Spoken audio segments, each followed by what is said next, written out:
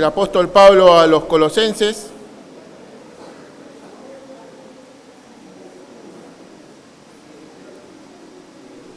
Capítulo 4, versículo 12 en adelante.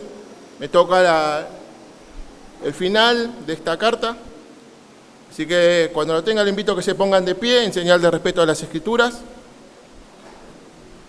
Colosenses capítulo 4, versículo 12 dice así: Os saluda Epafras, el cual es uno de vosotros, siervo de Cristo, siempre rogando encarecidamente por vosotros en sus oraciones, para que estéis firmes, perfectos y completos en todo lo que Dios quiere.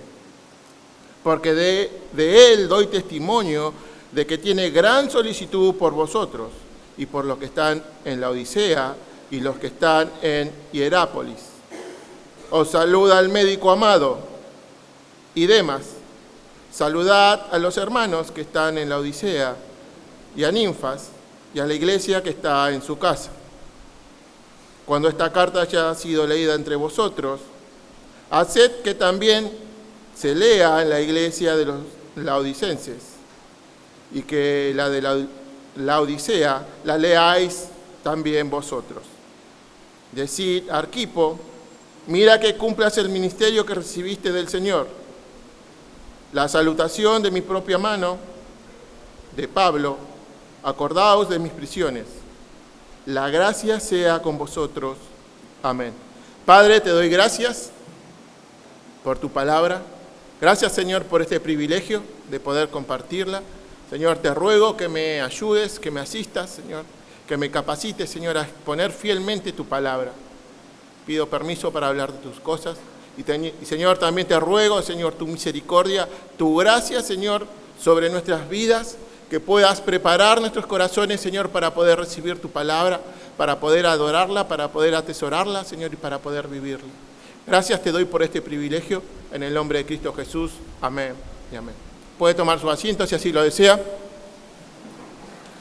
Así como les decía, me toca compartir los últimos versículos de esta maravillosa carta del apóstol Pablo, donde expone y nos muestra la soberanía y la suficiencia de Cristo, que Cristo es suficiente, no necesitamos nada más para nuestra vida, no solamente en la congregación, sino también en nuestra vida diaria. Y la semana pasada nuestro hermano Matías comenzó con este saludo del apóstol Pablo, las salutaciones finales, donde habla del hermano Tíquico, amado, fiel ministro, y de Onésimo, un siervo, un esclavo, que dice amado, fiel hermano. Vemos estos dos colaboradores de Pablo eran los que traían la carta a los colosenses y también a Filemón. Y también empezamos a ver los primeros 3 saludos de personas que probablemente conocían a los colosenses. Colaboradores de Pablo, que eran Aristarco, Marcos y también Jesús, llamado el Justo. Dice que eran los 3 únicos de la circuncisión, eran las 3 personas que servían con Pablo, que eran hebreos. Dice que estas personas eran de mucho ánimo, de consuelo para su vida. Y a partir del versículo 12 vamos a ver 3 saludos más, pero esta vez eran personas gentiles que habían venido al Señor, que habían conocido al Señor. Vamos a ver este sermón en 2 partes. La primera parte va a hablar de los saludos, tanto de los hermanos como los saludos de Pablo.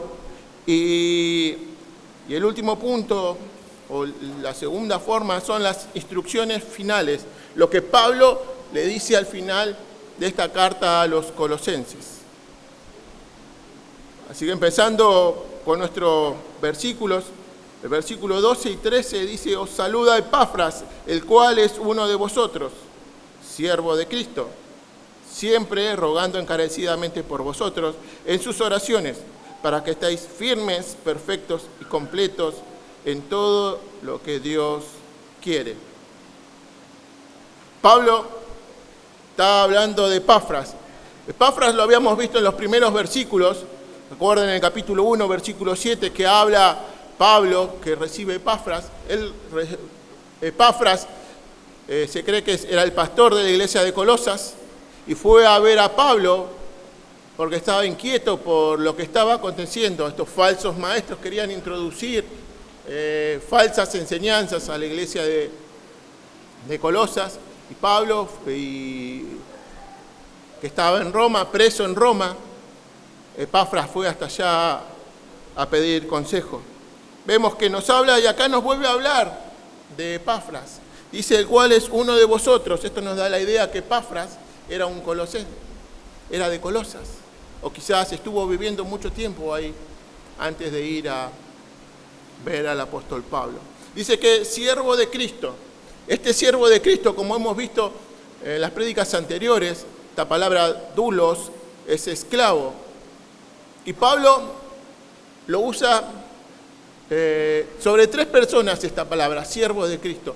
Vemos que utiliza con siervo, pero cuando dice siervo de Cristo, siervo de Jesucristo, siervo de Dios, hay 3 personas en las cuales Pablo menciona estas características. Y una es el apóstol Pablo.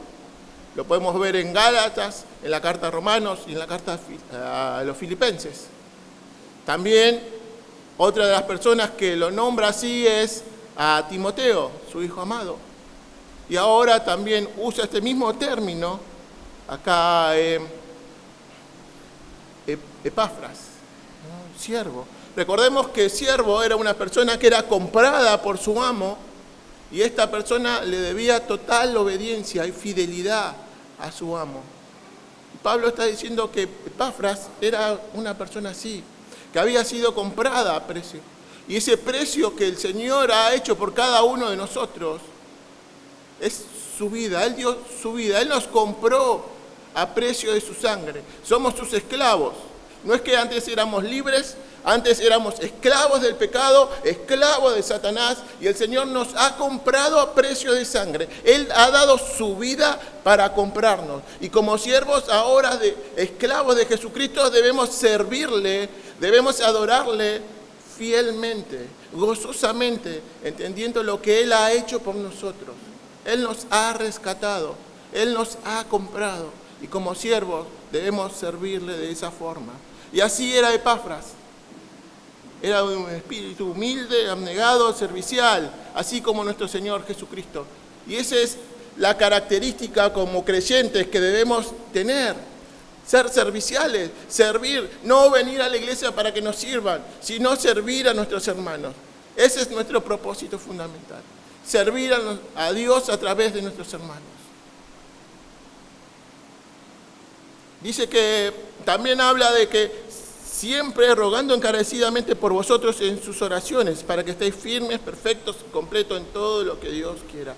Pablo da muchos detalles de Epafras, algo que en estos saludos, que en el final de esta carta no hace con las demás personas, ¿no?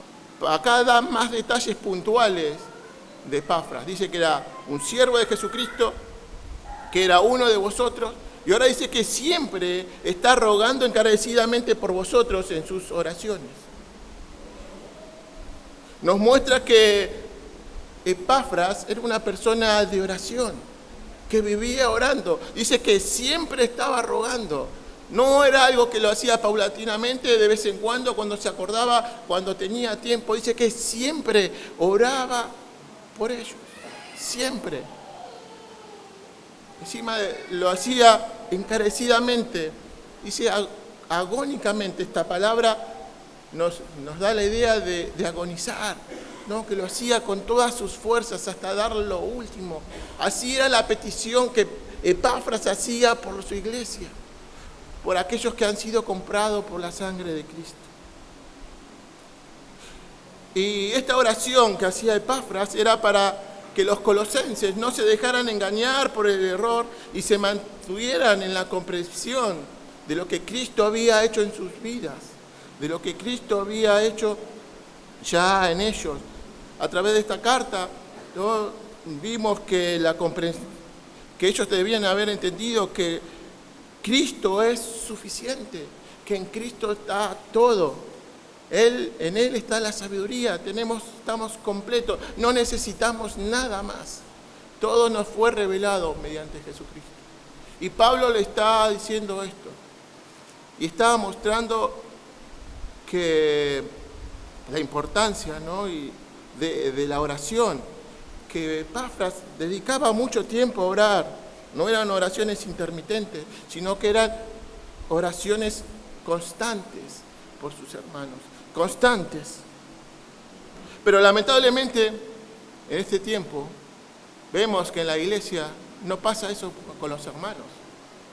Vemos que nos olvidamos, la oración la tenemos como algo secundario. Nos dedicamos quizás solamente a la lectura y no le damos la importancia, este medio de gracia que el Señor nos ha dado para nuestra bendición y la bendición de los hermanos. Y lo tenemos como algo sin importancia, como algo menor. ¿Y cómo sabemos esto? Por las reuniones de oraciones, hermano. Hay reuniones de oración todos los domingos en este lugar a las 9 de la mañana. ¿Y cuántos son? Son pocos. Debería estar toda la iglesia orando en comunión, todos juntos, los unos por los otros. Pero no lo vemos. Lamentablemente no lo vemos. Y vemos que eso también nos muestra cómo está nuestra oración, cómo está nuestro servicio al Señor, si estamos siendo fieles.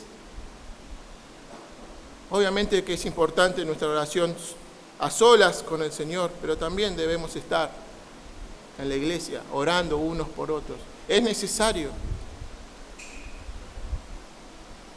Y Epafras entendía esto, por eso oraba constantemente, oraba por la iglesia, oraba para que puedan ser firmes, estar firmes en su fe, para que puedan ser perfectos, que puedan ser maduros, sería la idea, para que los colosenses estén maduros, estén completos en todo lo que Dios quiere. Eso es lo que le está diciendo, para que el Señor le concediera estabilidad espiritual, madurez en la fe, firmeza en sus convicciones, para que no pueda ser engañado por nadie. Y sigue diciendo, sigue hablando de Epafras, dice, porque de él doy testimonio de que tiene gran solicitud por vosotros. Y no solamente por los de Colosas, sino sigue agregando, y por los que están en la Odisea y en los que están en Hierápolis. Epafras estaba preocupado no solamente por sus hermanos en Colosas, sino por dos ciudades más, por los hermanos, las iglesias de estas dos ciudades. Aparentemente, estas herejías que estaban en Colosas también se estaban reproduciendo en la Odisea y en Hierápolis.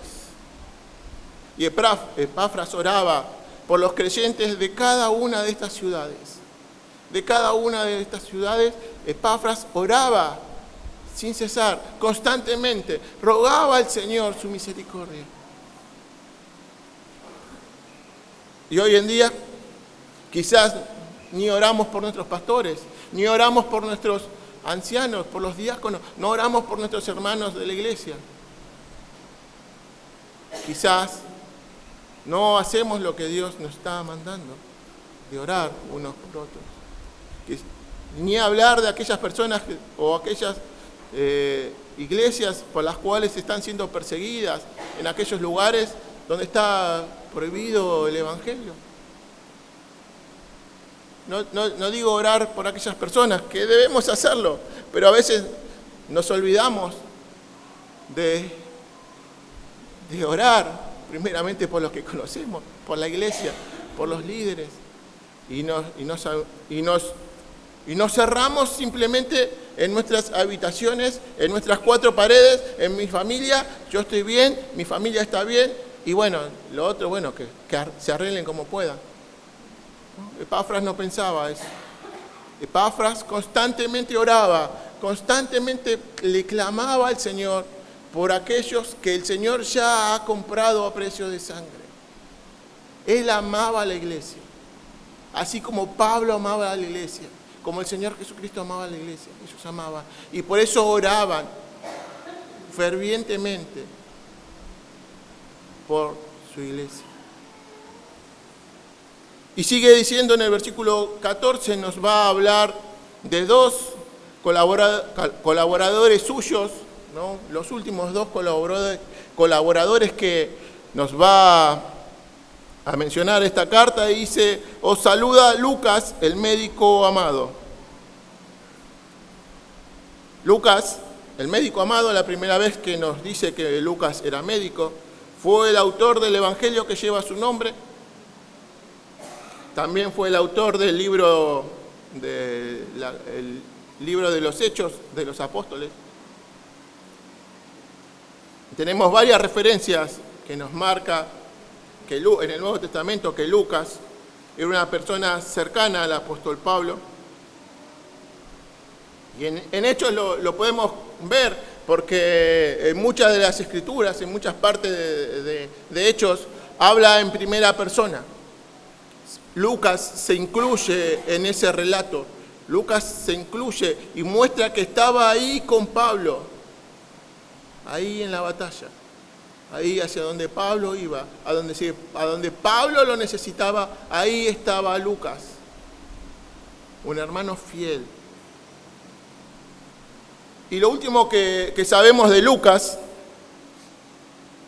lo vemos en la carta a Timoteo, capítulo 4, versículo 11, que nos dice: solo Lucas está conmigo. Pablo escribiéndole a Timoteo, diciéndole a Timoteo que venga pronto a verle, que le lleve su capa, su capote, sus rollos, y que traiga consigo a Marcos, que le iba a ser fiel a su ministerio. Pero en ese pedido, él dice: Lucas es el único que está conmigo. O sea, todos los demás no estaban. Lucas, ya el apóstol Pablo, recordemos el contexto de esa carta, estaba preso en Roma, no con las mismas libertades que estaba preso acá cuando escribió esta carta en Colosas, sino que ya estaba en una cárcel, pronto a morir. Pablo le dice esto: el único que está conmigo es Lucas. Lucas era un creyente compasivo, comprometido y fiel a la causa del Evangelio, fiel a Jesucristo y fiel a los hombres a través de Jesucristo. Su servicio era a Dios a través de los hombres. Y vemos otro colaborador de Pablo, y dice en el versículo 14: y Demas.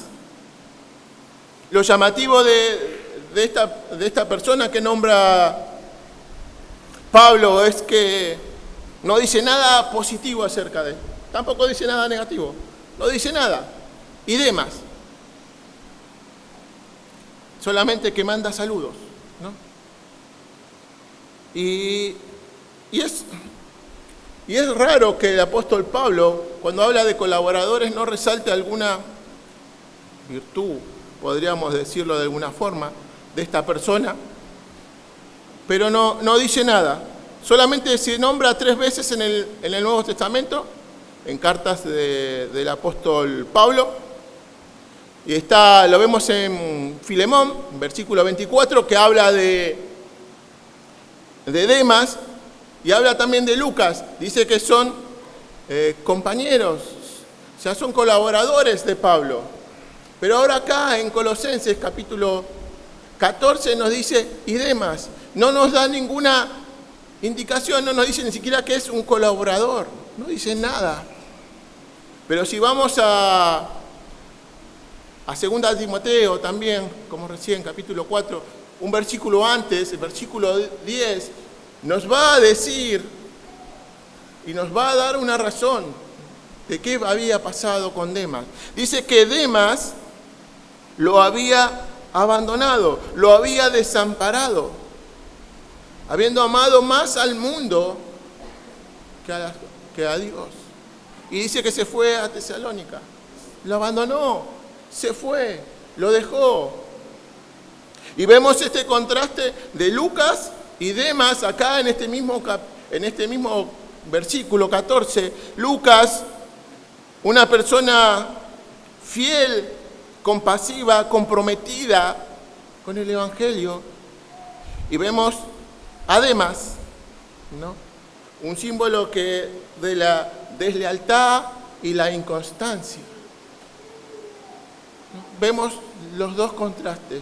Lucas permaneció fiel a pesar de las dificultades que pudo haber atravesado con el apóstol Pablo. Dice que era el único que estuvo ahí cuando el apóstol estaba por morir. Y Demas lo abandonó. Y podemos también, recordando la prédica anterior, poder en el contexto de Marcos, que había servido el apóstol Pablo en el primer viaje misionero, a mitad de viajes se va, quizás tuvo miedo, no le gustó lo que estaba pasando y no dice que lo abandonó, pero vemos también ahí al final de la carta, los finales del apóstol Pablo, que ahí en Timoteo también capítulo 4, habla de que Lucas, que lo lleve a Lucas, que era alguien que le iba a ser útil para el ministerio. Nos vemos como Demas, Marcos, a pesar de que él le había abandonado, hubo arrepentimiento y vuelve al camino, ¿no? Y el Señor es restaurado. Pero en cambio Demas amó más al mundo, amó más las cosas de este mundo que al Señor, y ha abandonado al apóstol Pablo.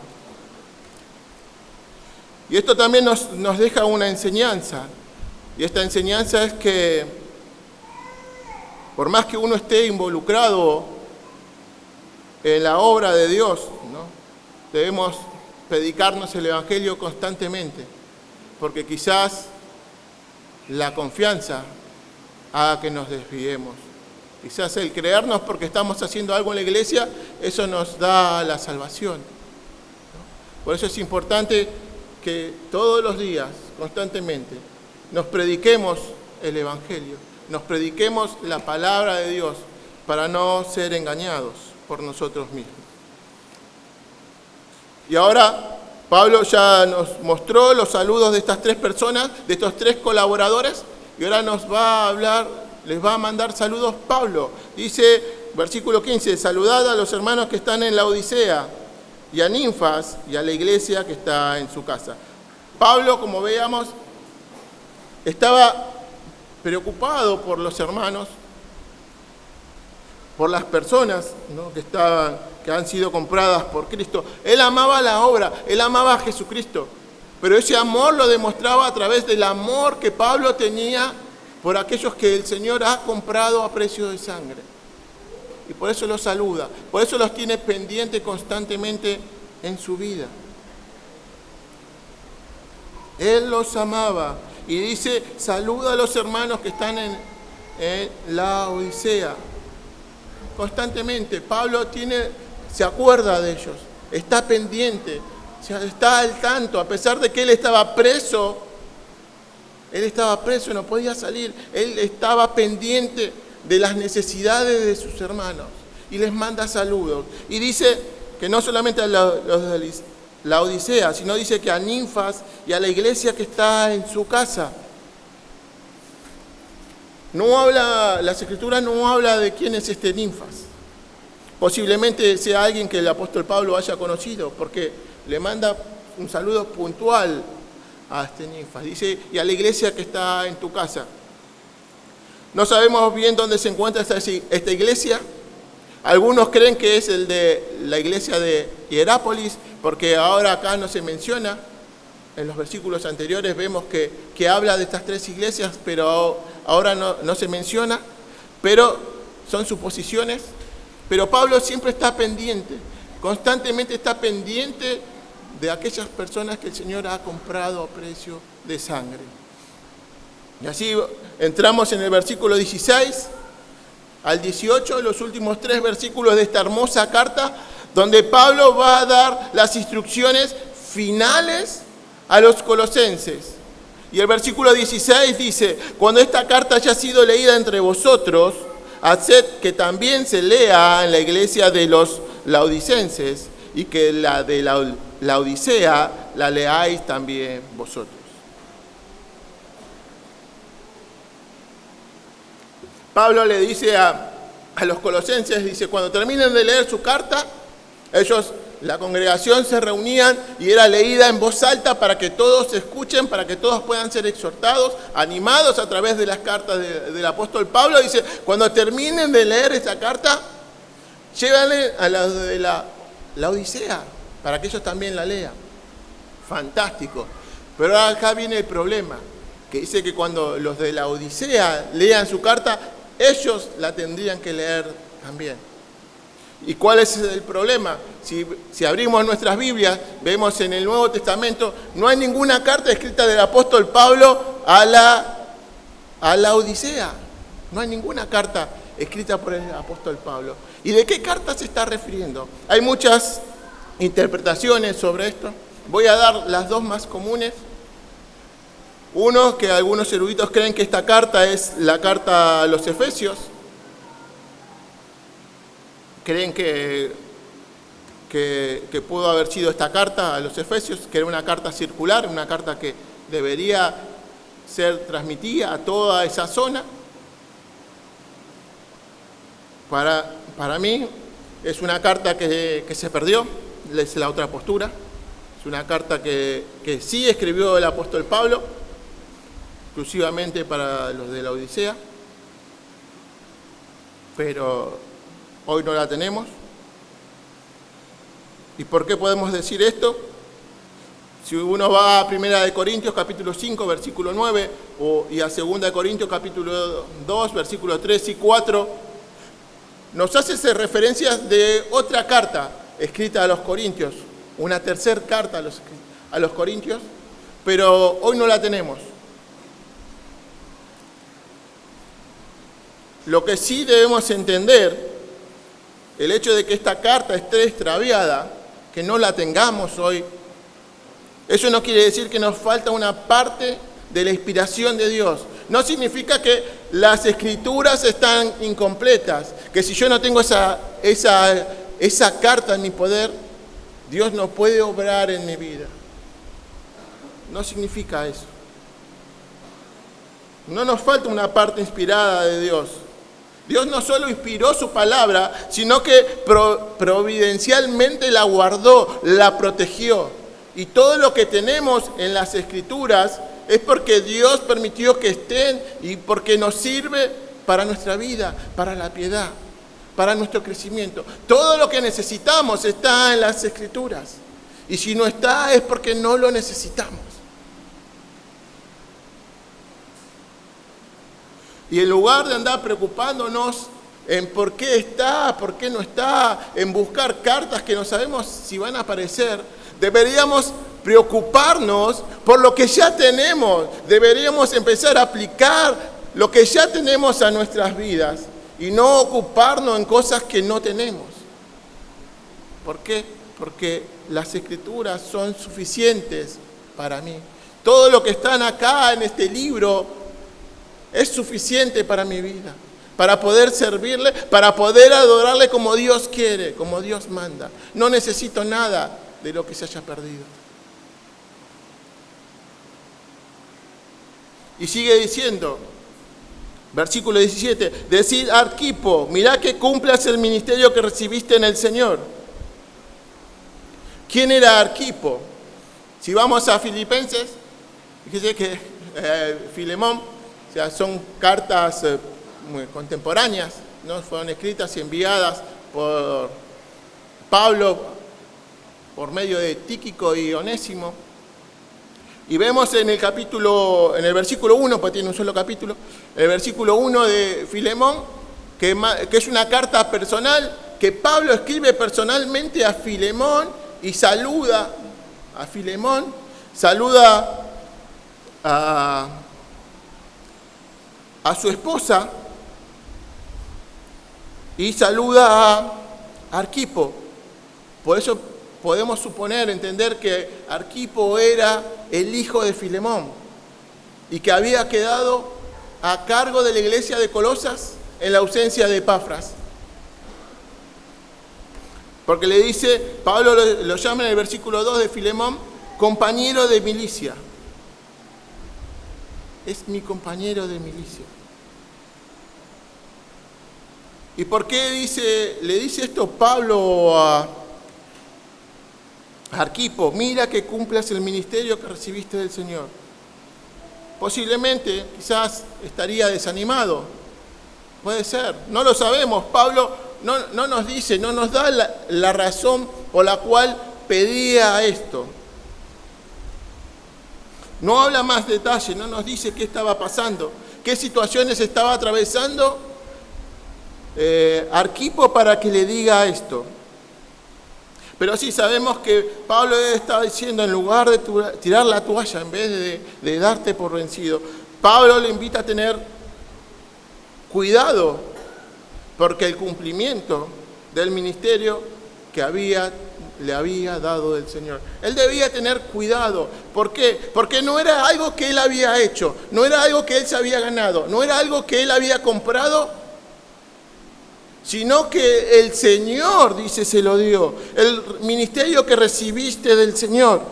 El Señor, Pablo le está recordando, el Señor te ha dado ese ministerio. El Señor te ha puesto donde te puso. El Señor, no son tus méritos, no son tus likes, podríamos decir. No hay nada en uno. El Señor es el que dio el ministerio y Pablo lo está animando, le está diciendo, recuerda, ese ministerio te lo dio Dios. Dios te ha dado ese ministerio, no los hombres. Era un regalo de Dios, era un don de Dios que ha dado a Arquipo. Él era un simple administrador de lo que Dios le dio. Y le está recordando con estas palabras que él le debía cuenta a Dios. Y un día va a dar cuenta de lo que Dios le ha dado para el ministerio. Él iba a dar cuenta. Por tanto, debía permanecer firme, fiel a su Señor, a su llamado. Y eso también vemos aquí una exhortación, hermanos, para nosotros. Cada uno de nosotros tenemos dones. Dios nos dio por lo menos un don a cada uno de sus hijos. Y ese don es para que lo ejercitemos, para que lo pongamos por obra en su iglesia, para la edificación de mis hermanos, para la edificación de la iglesia. Y si yo no estoy usando ese don que Dios me dio, vamos a dar cuenta delante de Dios por qué no lo hicimos. ¿Sabes, mi hermano? Te animo que si no estás usando tu don, o no sabes qué don te dio el Señor, ora al Señor, que te ayude a poner por obra lo que el Señor te ha dado. Porque el Señor te lo dio con un propósito. Y ese propósito no es para que seas edificado, sino para que tú edifiques a tu hermano, para que tú edifiques a la iglesia. Ese es el propósito.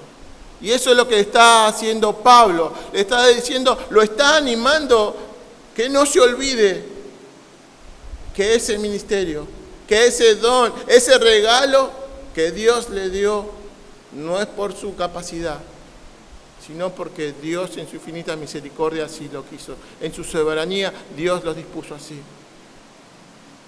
Pablo le está animando y nos está animando a poder cumplir con ese don que el Señor nos ha dado. Y entramos al versículo 18. La salutación de mi propia mano, de Pablo, acordaos de mis prisiones, la gracia sea con vosotros. Amén. Pablo en esta salutación dice, de mi propia mano. Él lo hacía por dos razones. Una era para autenticar, para mostrar. O sea, la mayoría de las cartas del apóstol Pablo tenía un amanuense, era alguien que escribía por él dictaba y él escribía. Pero Pablo tenía esta particularidad, que él firmaba sus cartas, él escribía, el saludo final lo escribía de su puño y letra, para dar veracidad que esa carta era de él. Y otra de las cosas era para desanimar que esta carta sea copiada, o sea, sea utilizada fraudulentamente por estos falsos maestros. Dice, acordaos de mis prisiones. Otra vez, Pablo les dice, sentido es que se acuerden ustedes de mí. Acuérdense vosotros de mí en sus oraciones. Ténganme pendiente. Así como yo estoy pendiente de ustedes, estén pendientes de mí. Intercedan ante mí, ante el Señor por mí. Eso es lo que le está dando la idea. Y acá podemos sacar otra implicación, otra verdad, ¿no? Que no hay persona, por más espiritualmente madura que esté, que no necesite la oración de su hermano. Todos necesitamos que cada uno esté orando por otro, todos. No solamente los nuevos, no solamente aquellos que están débiles en la fe, sino aquellos maduros en la fe. También necesitamos de sus oraciones. ¿Por qué? Porque son las personas que Satanás más ataca. Todos necesitamos de las oraciones. Por eso es importante, y por eso Pablo está remarcando en Epafras, ¿no?, que él oraba constantemente, que constantemente tenía pendiente en la cabeza a sus hermanos, constantemente, así como Pablo. Y Pablo entiende esto, que él, por más que haya sido el apóstol Pablo, para nosotros una persona utilizada grandemente por Dios, pero él sabía su debilidad, él sabía que por sus fuerzas no podía, que él necesitaba también de la oración de la iglesia. Todos somos débiles, ¿no? Todos somos débiles ante el Señor y todos necesitamos que esté orando. Y finaliza esta carta diciendo: la gracia sea con vosotros. Pablo termina esta carta con esta gran bendición. Es una bendición corta: la gracia sea en vosotros. Pero su significado es rico, ampliamente. ¿Por qué? Porque la gracia es la más grande y fundamental de todas las bendiciones de Dios. Es el favor de Dios en Cristo que hemos recibido inmerecidamente cada uno de nosotros. Esa gracia, el favor inmerecido que hemos recibido. Esa gracia es la que transforma nuestros corazones. Esa gracia es la que convierte nuestras almas. Es la que nos llena, la que nos satisface. Es esa gracia del Señor. La gracia es la fe. Es la base de nuestra fe para nuestra vida cristiana. Y esta palabra siempre nos debe recordar, como creyentes, que esta gracia, este favor, este regalo que Dios nos ha dado, no es porque seamos sabios, no es porque seamos dignos, no es por nuestro esfuerzo, no es por nuestro poder, no es porque seamos mejor que otros. Si lo tenemos, no es por nada nuestro, se lo puedo asegurar. Esta gracia es el resultado del inmenso amor de Dios sobre cada uno de nosotros. No tiene nada que ver con nosotros. Esta gracia tiene que ver con Dios. Dios en su infinito amor nos ha amado, que ha dado su Hijo, ha entregado su vida por cada uno de nosotros. Por esa gracia, por su amor. Y eso es lo que debemos entender como creyentes. Y lo que Pablo nos hace a través de toda esta carta es mostrar esto. Nos muestra la primacía de Cristo. Cristo es el primogénito. Cristo está por encima de todos. Cristo es suficiente. Cristo es la cabeza de la iglesia. En Cristo fueron creadas todas las cosas, por Él y para Él. Cristo nos sostiene. Nada de lo que pasa en este mundo es porque Cristo, todo lo que pasa, digamos, es porque Cristo sí lo permite. Que estemos hoy aquí sentados en este lugar es porque Cristo lo permitió. Nada se escapa a su voluntad. Vemos que en Cristo estamos completos, estamos seguros. Es lo que vimos a través de toda esta hermosa carta, que Cristo es suficiente, que como creyentes no necesitamos nada más que a Cristo. En Cristo estamos completos y no necesitamos nada. Y entender esta verdad nos va a llevar a que como cristianos, como creyentes, seamos mejores hermanos, seamos mejores esposos, mejores esposas, mejores hijos, mejores padres, mejores siervos, mejores amos, mejores empleados, mejores patrones, pasándolo a este tiempo. Eso es lo que Pablo nos está diciendo y le ha dicho a los colosenses. En Cristo estamos completos, no necesitamos nada más que Cristo. En Cristo estamos completos. Él nos trasladó del reino de las tinieblas al reino de su Hijo amado. Él nos trasladó, todo por sus méritos. Todos los decretos que estaban en nuestra contra fueron clavados en la cruz. Y ya nos podemos presentar libres. No hay nada que nos acuse. El acusador ya no nos puede acusar. Porque en Cristo fuimos perdonados. Mi querido hermano, a través de esta hermosa carta, quiero que podamos entender esto, ¿no? Que en Cristo estamos completos. Cristo es suficiente. No hay nada en este mundo que valga la pena nuestro servicio, ocuparnos, preocuparnos por estas cosas terrenales. Nada. Todo lo que tenemos está en Cristo. Y así como veíamos en estos versículos finales, nos veíamos que debemos servir a Dios, pero también debemos servir a los hombres, ¿no? Debemos ser fieles.